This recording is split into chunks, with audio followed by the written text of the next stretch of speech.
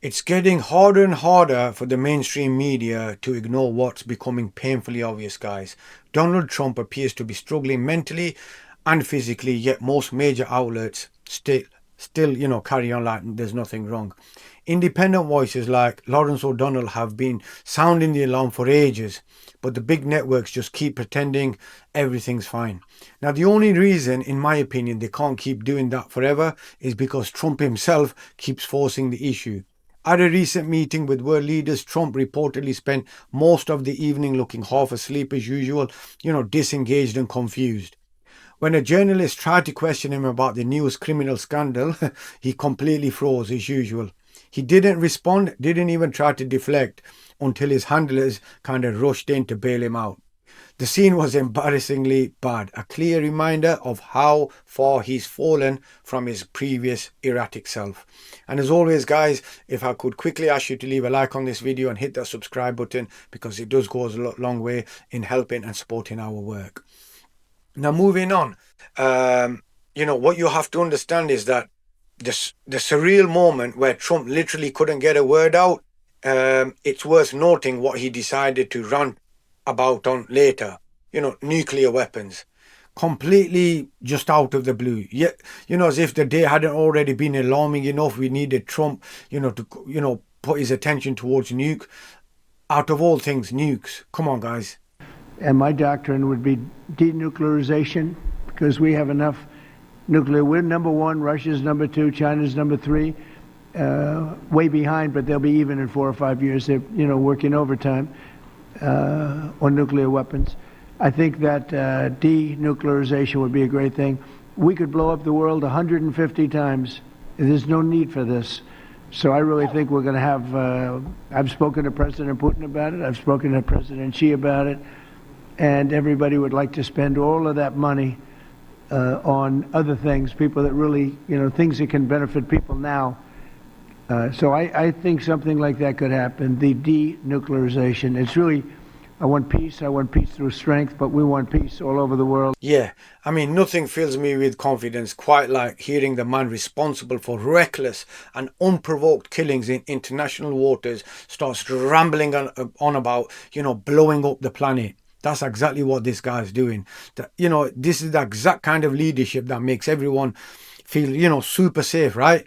The self-proclaimed no new wars guy, the man who swore he was all about peace, yet somehow, he can't stop fantasizing about explosions, airstrikes. We killed him and we killed that and we killed this many today. And bombings, they serve no purpose other than feeding his own ego, guys. That's all it is. At this point, Donald Trump seems practically desperate to provoke a war with Venezuela or really anyone for that matter, just to invent an excuse to declare martial law back home. After seeing the election results on Tuesday night, instead of showing even a shred of humanity, like thinking maybe I should stop cutting off food, stop enabling mass atrocities, or stop dividing up the cost of healthcare, his takeaway appears to have been doubling down and carrying on with those same old rhetoric. I mean, maybe in his mind people can't vote against him. He can't lose. He seems invincible. Obviously, that's not the case.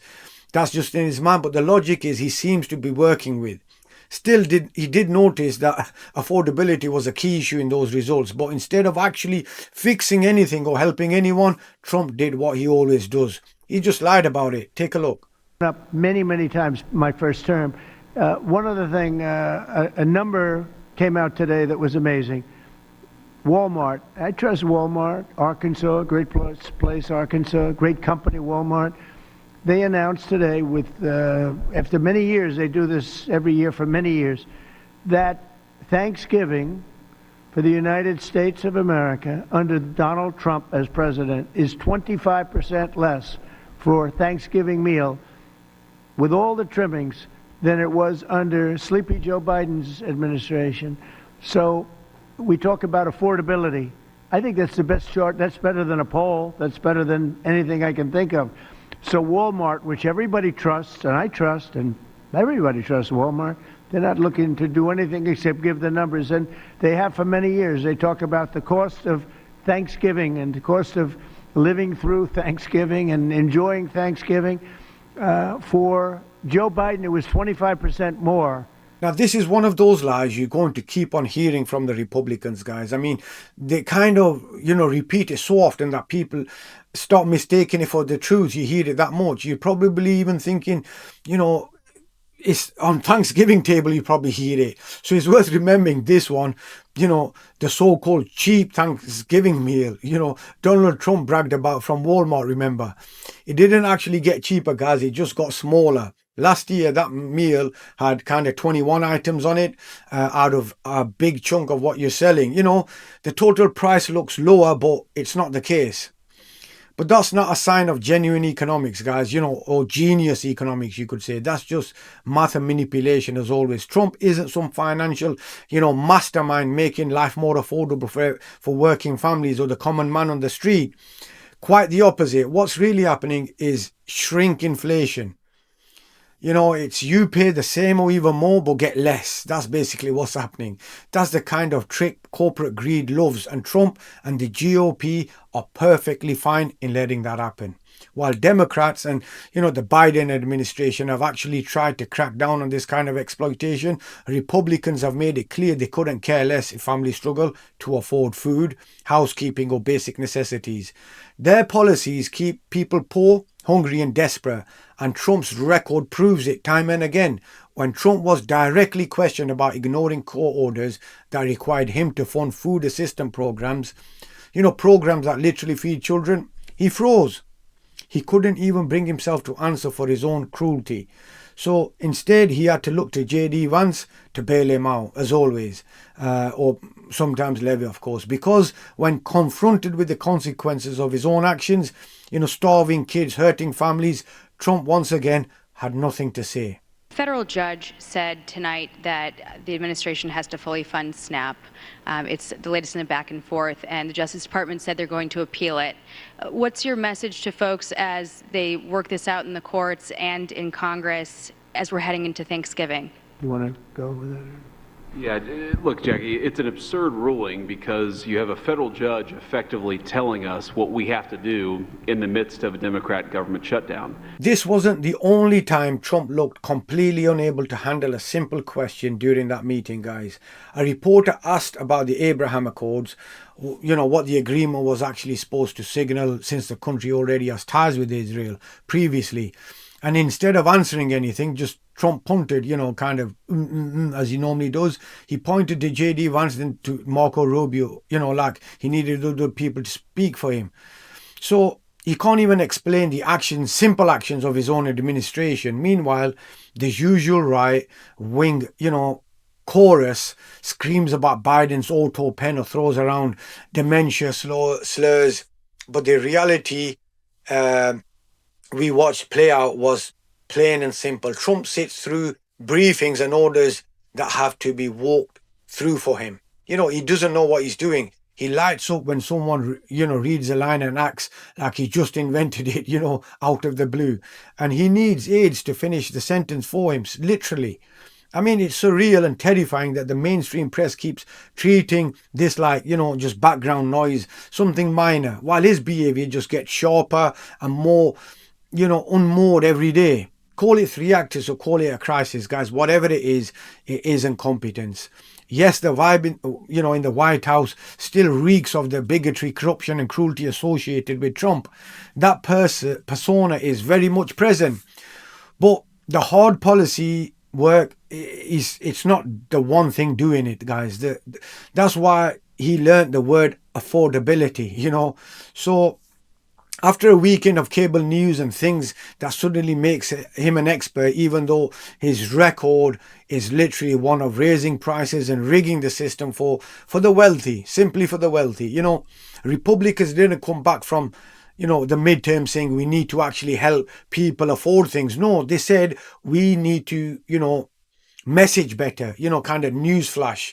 You're in power now, They've done nothing but make people's life worse whilst throwing, Gatsby level parties and pocketing the gains. They mock the very working class. That's what they simply do. They claim to champion. They mock them and then they say, they try to champion them. They block universal healthcare and pocket the tax breaks, then spend it on, sneering parties while, the common man struggles. And yes, whilst some of us are, sound furious and maybe a little frantic at times, but when we say it out loud, it becomes, it's because we watch this on a daily performance, the rambling, the evasions, the increasingly reckless statements, and we as general population feel alarmed. He's being propped up as monetizing chaos. That's basically it. Trading in racist and, stupid strokes and letting surrogates do the actual governing while he plays at being a boss. But the consequences are real, guys, and we'll remember who laughed at you when the election day comes back around. We'll remember that. So we're not done yet. We're coming for the next round, and I think we're going to do very well. Chris Hayes laid out a strong case about why, and I completely agree with him. Well, sure enough, last night out of the blue, Donald Trump started talking about affordability. It's no good if we do a great job and you don't talk about it. And I don't think they talk about it enough. They have this new word called affordability, and they don't talk about it enough. The Democrats did, and the Democrats make it up because we took over a mess. It's a new word. Did you know that? It's a new word, affordability. It's like the new word groceries that Donald Trump discovered in 2024 he loves to talk about. And now Trump's social media posts are all about it. This morning, quote, 2025 Thanksgiving dinner under Trump is 25% lower than 2024 Thanksgiving dinner under Biden, according to Walmart. The Democrats' affordability issue is dead. Stop lying. Well, there you have it. Case closed. Done. In your face affordability. Unless, of course, you actually check Walmart, you'll see, as the New Republic reports, Walmart's 2025 holiday meal contains only 15 items, while the company's 2024 holiday meal included 29 items. This year's basket mixes multiple Thanksgiving staples, including pecan pie, cranberry sauce, whipped cream, mini marshmallows, corn muffin mix, as well as fresh sweet potatoes, celery, and onions. Magazine also noted this year's meal also replaced the name brands with cheaper Walmart generics. That is quite a bit fewer groceries, again, as we call them, little word we use, which you would think Trump would understand since he learned that word last year. What's going to be asked of Democrats heading into the next midterms is simple but vital at the same time. Think beyond Donald Trump, guys, because yes, he'll keep, losing over and over again, but that doesn't mean the work just ends. It means that you have to build something bigger, something better than the endless chaos and corruption that defined his era. Trump, is in the past, a relic of greed, grievance, and failure. The future has to be about progress, compassion, and actual results for real people. So that's exactly how leaders like Mamdani won, by offering people new ideas, not rage and conspiracy theories. And that's how Democrats will keep winning, by reminding people that politics can be more than a cult of personality built around, feeding one man's ego. It can be about justice, fairness, and a government that actually gives a damn about the common man. And that's what we'll keep talking about on this channel every single day, guys. Hit that subscribe button. Please drop a like. Stay connected, stay safe, and I'll see you on the next one.